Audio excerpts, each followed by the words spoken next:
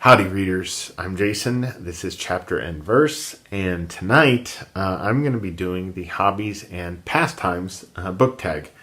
This tag was created by Marc Nash, and I was one of the booktubers whom he originally tagged in that initial video. So there are 13 prompts, and I've been really excited to do this tag, so I'm just going to jump right into it. Prompt number 1, Sport. A novel with the best sporting contest or event portrayal. So for that, I'm going to use Never Come Morning by Nelson Algren.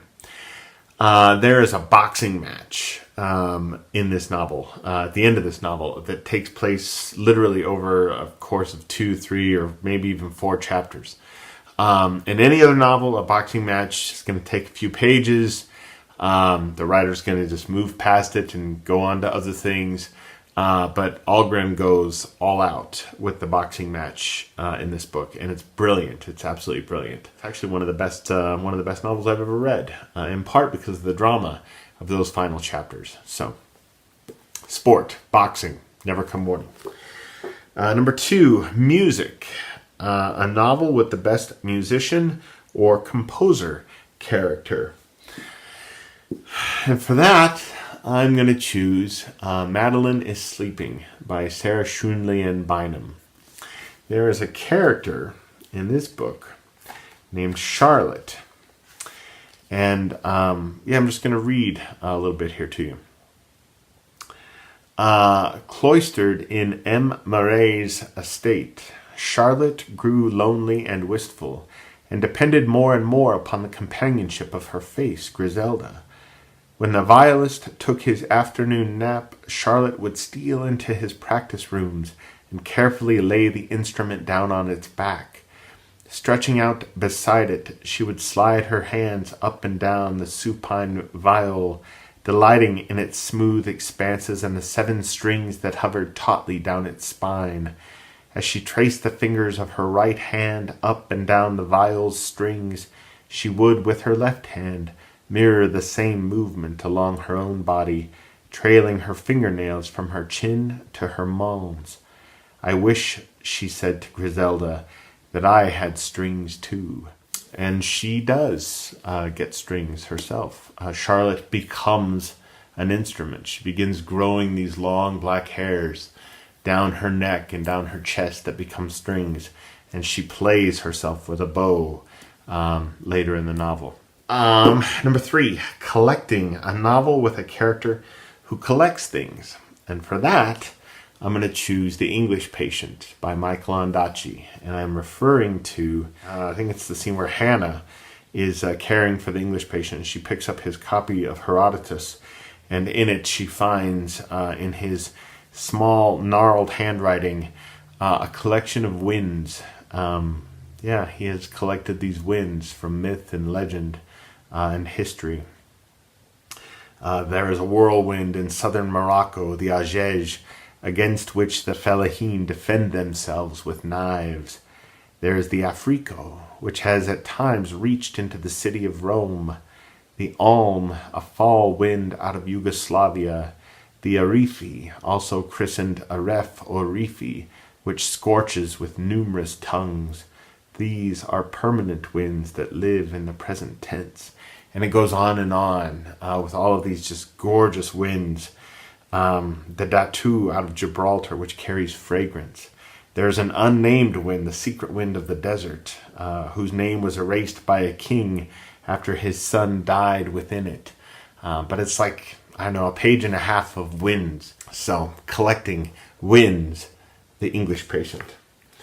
Number 4, Cookery. A novel with a great cooking or dining scene in it.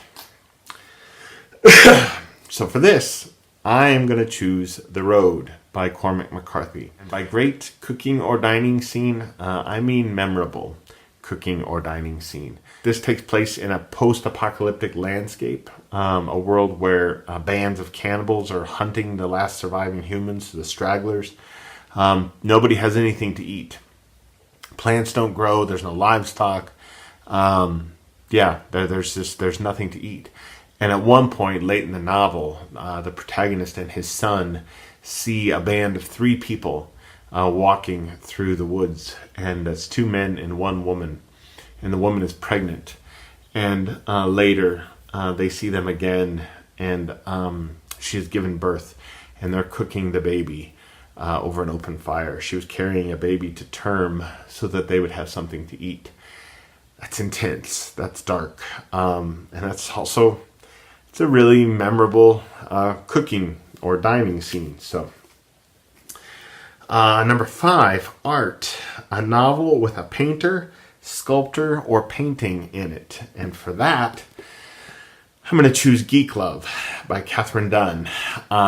And I guess we could say that the parents in this book are kind of sculptors in a way. Artists, sculptors.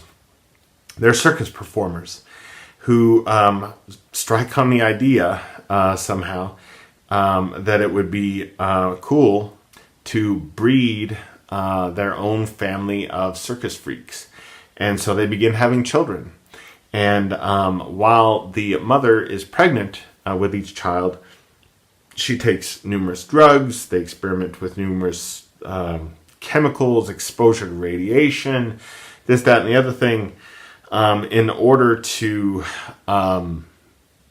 bring about certain deformities in their children. So essentially in the womb, they are sculpting their children into the kinds of attractions that they think will make their name as performers. So it's a dark, twisted, wonderful book.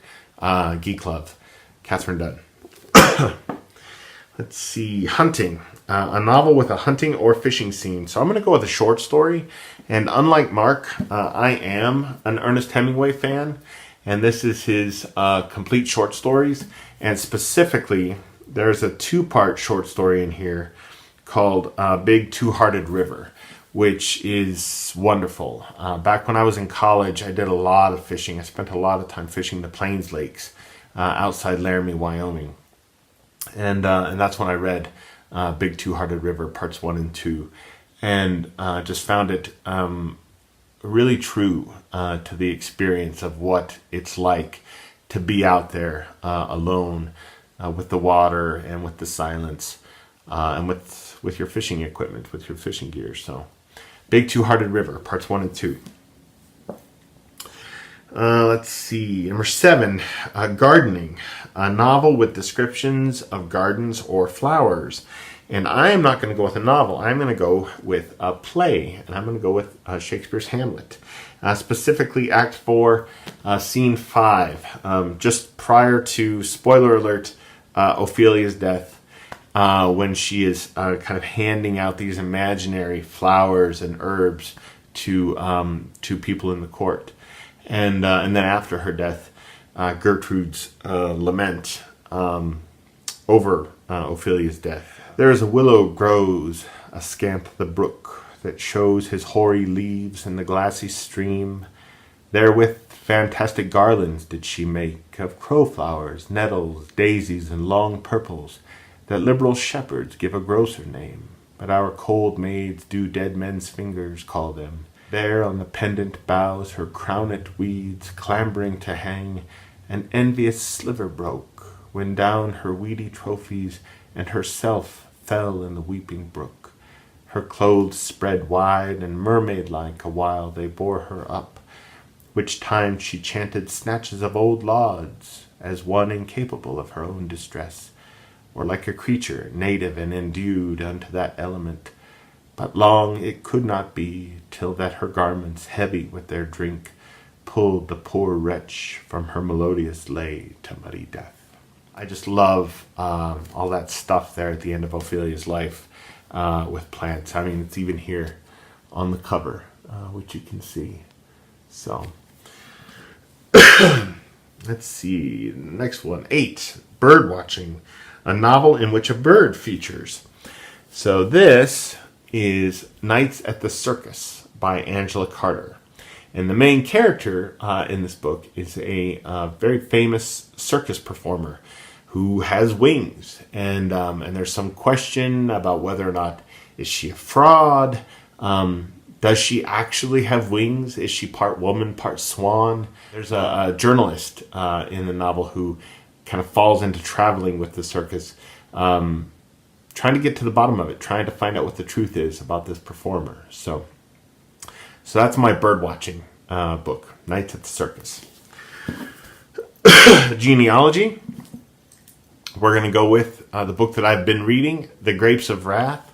And in this novel, we see Grandpa and Grandma and Ma and Pa Jode and Ma and Pa Jode's children, Tom and Al and Rosa Sharon and there are 3 others, I think, all traveling together out west during the Dust Bowl in their old makeshift jalopy. And of course, Rosa Sharon is pregnant through the entire novel. So we've got the grandparents and the parents and the children, and one of the children carrying a baby in the novel. So The Grapes of Wrath, Genealogy. Let's see. 10. Modeling. A book in which someone constructs a model or a model railway set or something in miniature. And for that, I'm going to choose a short story called The Fairy Handbag from Magic for Beginners by Kelly Lee. Now, nobody constructs anything in miniature in that story, but there's this purse, there's this handbag in the story in which there is another world, right? So a human being can enter this handbag and disappear for decades and live in this kind of fairy kingdom within the handbag. And it's a really cool story. It's one of the best 2 or 3 stories in this collection, and it's a brilliant collection. So let's see. 11. Homebrewing, a novel that contains moonshine, bootleggers, or unlicensed drinking. And for that, I am going to choose the Harry Potter series, and specifically with regard to Polyjuice Potion. Now, I haven't read the Harry Potter series, as some of you know. I've read the first book, but I've seen all of the films multiple times, and I'm hoping to read the whole series here in the next couple of years. But Polyjuice Potion, Homebrewing, Harry Potter. Number 12, Gambling, a novel that features a gambler or a scene of gambling. And for that, I'm going to choose Oscar and Lucinda by Peter Carey. And if you just even look at the cover, you'll get a sense as to why, or the spine with all the suits of cards on the spine. There's a lot of gambling in Oscar and Lucinda, but at the heart of the novel is a wager on which everything turns. And it's brilliant, and it's tragic, and it's beautiful, and it's strange. And if you haven't read Oscar and Lucinda, you absolutely must. And the last one, 13, is Cosplay, a book in which a character dresses up or disguises themselves. And for that, I'm going to choose One Step Behind by Henning Mankell. And I want to say this is like the 7th book, maybe, in the Wallander series. And it starts, the very beginning of the book, in the prologue, we have a group of friends who are murdered, and everything kind of ensues from there. But these friends kind of get together, and they sort of do masquerade things, and they go out into the woods, in this instance, dressed up as characters from The Age of Bellman, the Bacchanalian 18th century poet. So they're out there in their gowns and their great white kind of Marie Antoinette style wigs and whatnot, having a picnic, and things don't end well for them. That's One Step Behind by Henning Mankell. This was a lot of fun putting these answers together.